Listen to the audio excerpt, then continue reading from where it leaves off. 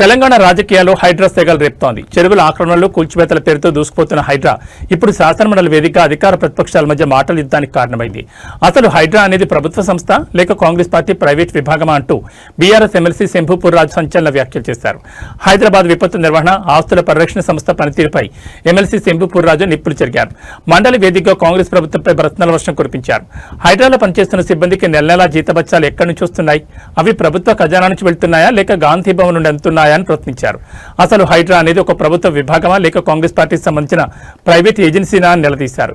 కూల్చివేతల విషయంలో హైడ్రా ఏకపక్షంగా వ్యవహరిస్తోందని, నిబంధనలు తొంగలు తొక్కుతోందని ఆయన ఆరోపించారు.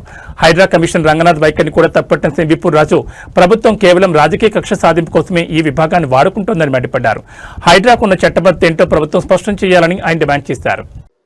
గాంధీ భవన్ నుంచి హైడ్రా కమిషనర్కు శాలరీ ఇస్తా ఉన్నారా, ప్రభుత్వ ఖజానా నుంచి ఇస్తా ఉన్నారా? ఒక ప్రజాప్రతినిధిగా నేను ఫోన్ చేస్తే ఎందుకు అటెండ్ చేయరు వారు?